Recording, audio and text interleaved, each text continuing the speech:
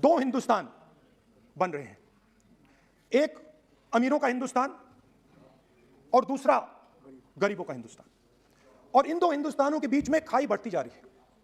आपने अभी देखा होगा, अभी दो स्पीकर्स ने बात की, मगर आपने यह नहीं कहा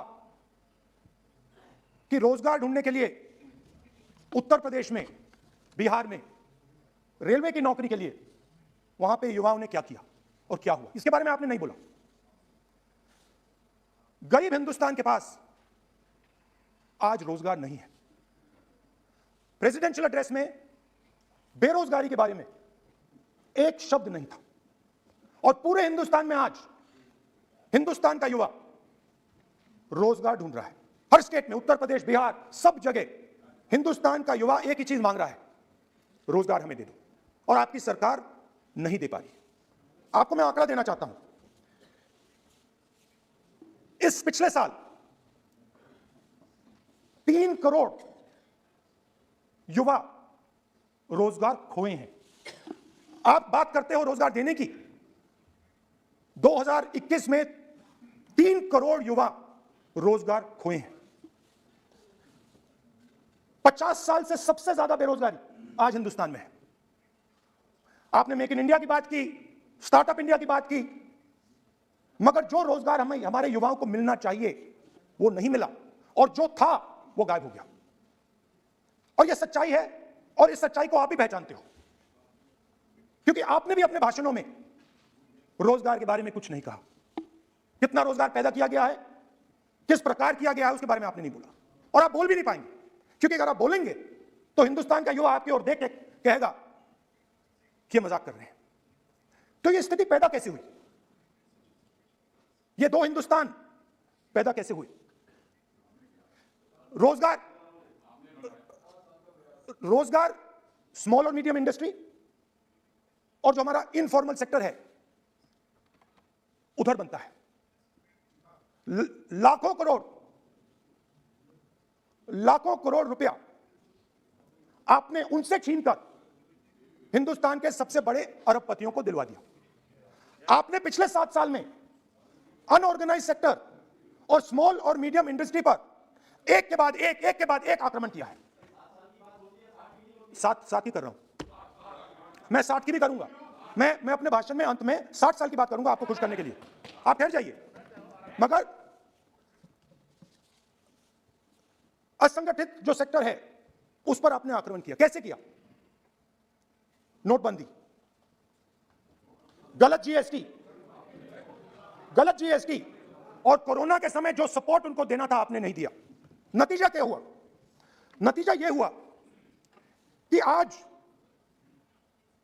84% हिंदुस्तान के लोगों की आमदनी घटी है, और वो तेजी से गरीबी की ओर बढ़ रहे हैं।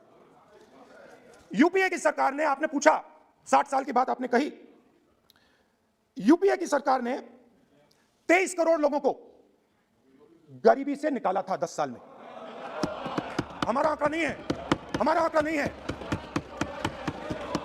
हमारा आंकड़ा नहीं है।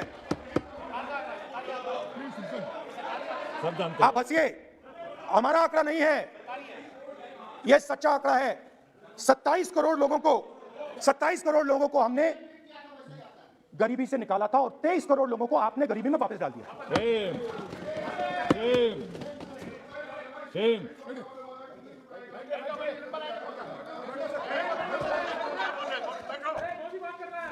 और हो क्या रहा है? फॉर्मल सेक्टर में मोनोपोलीज बन रही हैं। किसी भी आप सेक्टर में देखिए, और सबसे दो मोनोपोलिस्ट के बारे में थोड़ा सा बोलूंगा।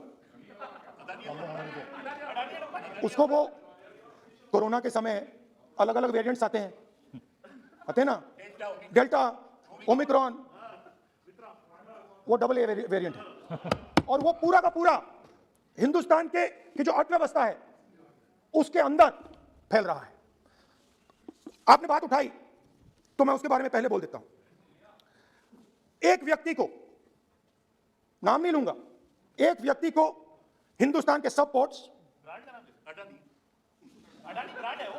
ब्रांड, हिंदुस्तान के सब पोर्ट्स, हिंदुस्तान के सब airport, transmission, mining, green energy, gas distribution, edible oil, जो भी हिंदुस्तान में होता है उधर अदानी जी दिखाई देते हैं। और दूसरी side Ambani ji petrochemicals, telecom, retail, e commerce में मोनोपोलियां। तो पूरा का पूरा धन जो है चुने हुए लोगों के हाथ में जा रहा है। और आपने जो असंगठित सेक्टर को खत्म किया, देखिए अगर आप इनफॉर्मल सेक्टर को खत्म कर देते और मैन्युफैक्चरिंग जॉब्स आप क्रिएट कर देते तो फिर इतनी प्रॉब्लम नहीं आती, फिर दो हिंदुस्तान नहीं बनते। मगर आपने क्या किया? आपने असंगठित सेक्टर को खत्म कर दिया। नोटबंदी, जीएसटी, कोरोना, सारे के सारे जो स्मॉल और मीडियम बिजनेस है उनको आपने बंद कर दिया। बोलने दीजिए। सारे के सारे जो स्मॉल एंड मीडियम इंडस्ट्री है आपने उसको खत्म कर दिया, नष्ट कर दिया। अगर आप उनकी मदद करते, उनको सपोर्ट देते तो फिर मैन्युफैक्चरिंग सेक्टर तैयार हो सकता था।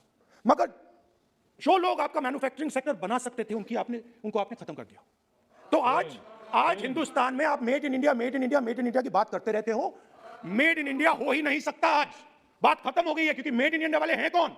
मेड इन इंडिया वाले स्मॉल मीडियम वाले हैं, उनको आपने खत्म कर दिया। मेड इन इंडिया वाले कौन है? असंगठित लोग हैं, उनको आपने खत्म कर दिया, हटा दिया, परे कर दिया। मेड इन इंडिया नहीं होने वाला है। अरे भाई, मेड इन इंडिया करने के लिए स्मॉल और मीडियम इंडस्ट्री को ही बड़ा करना पड़ेगा। बिना स्मॉल और मीडियम इंडस्ट्री को सपोर्ट दिए मेड इन इंडिया हो ही नहीं सकता है। और अगर आप पूछते हैं तो मैं आपको बताता हूं, मैन्युफैक्चरिंग जॉब्स की अगर हम बात करें तो मेरे पास आंकड़ा है यहां पे, पिछले 5 साल में मैन्युफैक्चरिंग जॉब्स 46% कम हुए हैं। 46% drop in manufacturing jobs in India. Why? Because you have destroyed the unorganized sector. Why? Because you have destroyed MSMEs. That is why you are focusing completely on 5 or 10 people. I don't have a problem with that. I don't have a problem with big industry. Focus on them. But please realize that they cannot produce jobs for you. Small and medium industry is the only people who can produce jobs for you. That is the reality. और हो क्या रहा है? 2 हिंदुस्तान बन रहे हैं, आप यहाँ पे भाषण देते रहते हो। नया Hindustan, new India, make in India, और कौन से नारे हैं? Startup India. आप ये बोलते रहते हो और देश में बेरोजगारी फैलती जा रही है। और आप ये मत सोचिए कि ये जो गरीब हिंदुस्तान है जिसको आप बना रहे हैं, ये मत सोचिए कि ये चुप बैठा रहेगा। ये चुप नहीं बैठा रहेगा। इस हिंदुस्तान को सब कुछ दिख रहा है। इस हिंदुस्तान को दिख रहा है कि आज, सुनिए, इन लोगों को दिख रहा है कि आज, ये आंकड़ा आप सुनिए, ये आपकी सरकार की देन है, ये आंकड़ा अच्छी तरह सुनिए। इस गरीब हिंदुस्तान को दिख रहा है कि आज हिंदुस्तान के 100 सबसे अमीर लोगों के पास हिंदुस्तान के 55 करोड़ लोगों से ज्यादा जायदाद है। बात समझिए, 10 लोगों के पास 40% हिंदुस्तान से ज्यादा धन है। 10 लोगों के पास। यह कैसे हुआ? यह आपने किया, यह नरेंद्र मोदी जी ने किया। और तो मैं आपको एक सुझाव देता हूं, प्रधानमंत्री जी को आपको सुझाव देता हूं, ये जो 2 आप हिंदुस्तान आप बना रहे हैं, इन 2 हिंदुस्तानों को जोड़ने का काम जल्दी से शुरू कीजिए। स्मॉल एंड मीडियम इंडस्ट्रीज की मदद करना शुरू कीजिए। जो हमारे बेरोजगार युवा हैं उनकी मदद कीजिए। और ये जो आप पूरा का पूरा धन इन्हीं 5-10 लोगों को दे रहे हो, क्योंकि ये आपकी मार्केटिंग करते हैं, आपको टीवी, व्हाट्सएप, फेसबुक पे लगाते हैं, ये काम आप बंद कीजिए, नहीं तो देश का नुकसान होगा।